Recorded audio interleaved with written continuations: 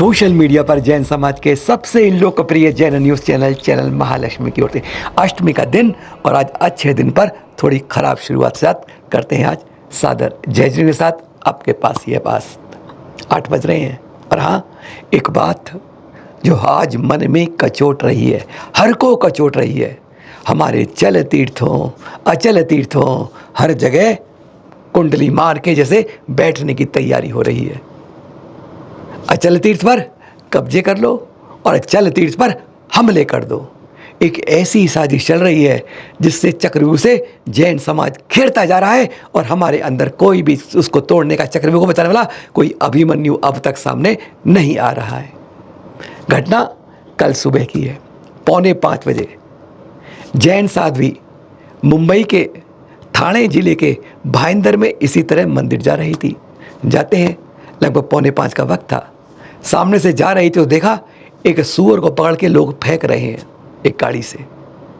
समझ नहीं पाई क्या है। उसने टोका कि भाई ये क्या कर रहे हो, ऐसे तो मत करो, ये नहीं करना चाहिए, ये गलत चीज़ है। वह भी कोई जीव है, वह भी चाहता है कि मुझे जीने का अधिकार है।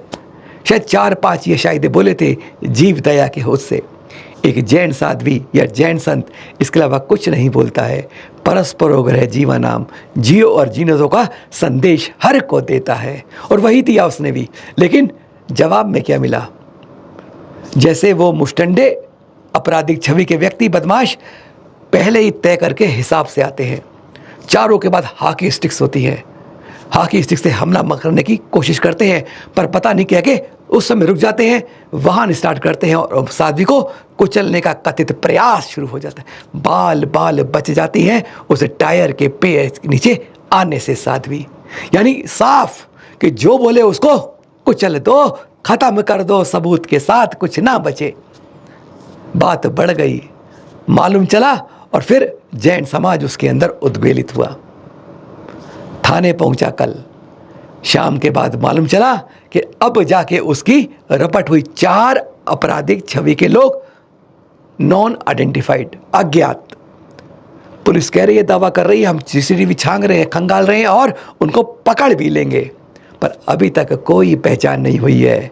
कहते हैं लोग वहाँ के इस तरह आते हैं, वहाँ पे रोज आते हैं, इस तरह निरंकुश अपराध करते हैं, लेकिन जब एक ने बोला तो अपराध और करने लगते हैं।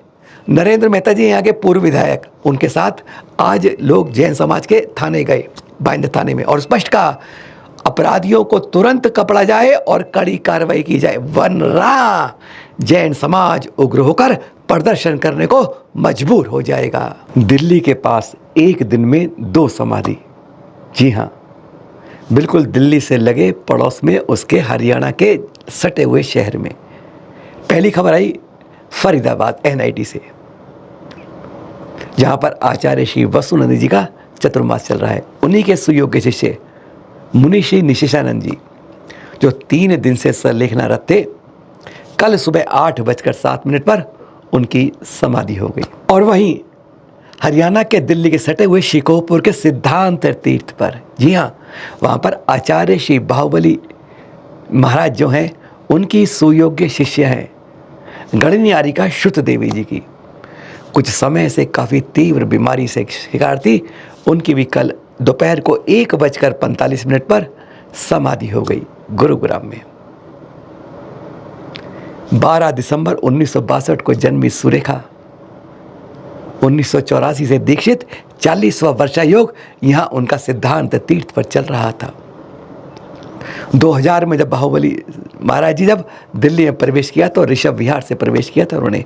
आज वहाँ पर विनयांजलि सभा का आयोजन किया था। शिकोहपुर में भी आज विनयांजलि सभा हुई थी। आज माता जी को एक वो था, बहुत ज़्यादा एक प्रकार से अंदर एक उमंग थी कि नमोकार मंत्र का जाप ही सारे कल्याण करने वाला है। 40 करोड़ से ज़्यादा कहते हैं उन्होंने नमोकार मंत्र 2002 से लेकर 2022 के बीच करवाए लोगों से। गाजियाबाद के अंदर 8,08,08,000 का संकल्प लिया था और 10 करोड़ से ज़्यादा वह नमोकार मंत्र का जाप कराया था।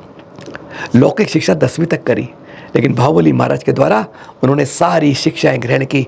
बहुत लेख लिखती थी, सांध्य महालक्ष्मी से उनका बहुत नज़दीकी जैसे एक रिश्ता था लेखों के बारे में। हमने कई बार कहा था उनसे कि माताजी कभी अपना भी परिचय दें, तो कहती नहीं, गुरु का परिचय हमेशा लीजिए और वही छापा कीजिए, वही जानकारी दीजिए लोगों को, मेरे कोई परिचय की आवश्यकता नहीं है। बहुत सरल स्वभावी थी। कहते हैं 3 महीने पहले जब दिल्ली से विहार कर रही थी तो दिल्ली की कुछ कॉलोनियों का पानी बहुत ख़राब था, उनके इन्फेक्शन हो गया, धीरे धीरे बीमारी बढ़ती गई। डॉक्टरों ने कह दिया कि ऑपरेशन करवा लो, इलाज से बिल्कुल ठीक हो जाओगी। उन्होंने कहा कि जिस रास्ते मुझे चलते हुए 4 दशक पूरे हो रहे हैं उसमें यह चेरिचर्या में नहीं आता है कि मैं आपसे एक इंजेक्शन लगा लूं कि एलोपैथिक दवा ले लूं, नहीं, कुछ नहीं। वैद्य उनका थोड़ी पुड़िया बनाकर आवाज करते रहे, लेकिन अंदर उसने लीवर को भी ले लिया, इन्फेक्शन गहरा होता गया।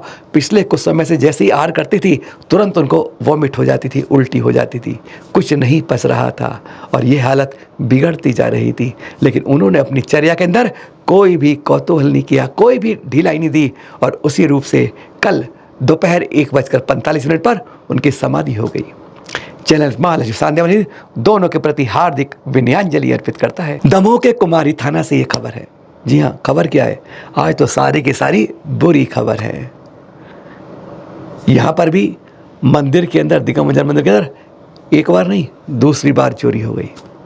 और गजब की बात, यहाँ के सीसीटीवी कैमरे आज भी बंद हैं। हम नहीं सुधरते और चोर सुधर सुधर के लूट करते रहते हैं। जैसे उनको मालूम था दान बेटी लूटी, सब कुछ लूट के ले गए।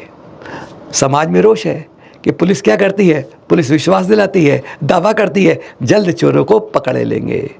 पहली चोरी का भी खुलासा नहीं हुआ है और एक बार फिर चोरी हो गई दमोह के कुमारी के इस थाना क्षेत्र के दिगंबर जैन मंदिर में। हाँ, जाते जाते एक तो दर्शन करा ही दे आपको अब। जी हाँ, कितने बरसों से, दशकों से बंद हमारे तीर्थंकर पारसनाथ की यह हमारी अतिशयकारी आकाश में रहने वाली यह हमारी 23वें तीर्थंकर पारस प्रभु की शिरपुर की प्रतिमा। जी हाँ, देख रहे हैं आप, आज इसके अभिषेक शांति धारा के दर्शन आप कर रहे हैं। आप भी आइए और ये सौभाग्य लीजिए। अरे श्वेतांबर हैं, दिगंबर हैं, अपनी अपनी परंपरा के अनुसार यहाँ पर आप उस दिए हुए समय के अनुसार अभिषेक कर सकते हैं। कितनी अच्छी सुविधा है। अब तो आ जाइए, जब से इंतजार कर रहे थे, अब दर्शन आराम से सुलभ हो रहे हैं, भाई भाई दर्शन कर रहे हैं। हाँ, दिगंबरों की एक सूची है, ये चार्ट दिख रहे हैं ना, इस चार्ट से दिगंबर संप्रदाय अपने समय पर आकर अभिषेक कर सकता है।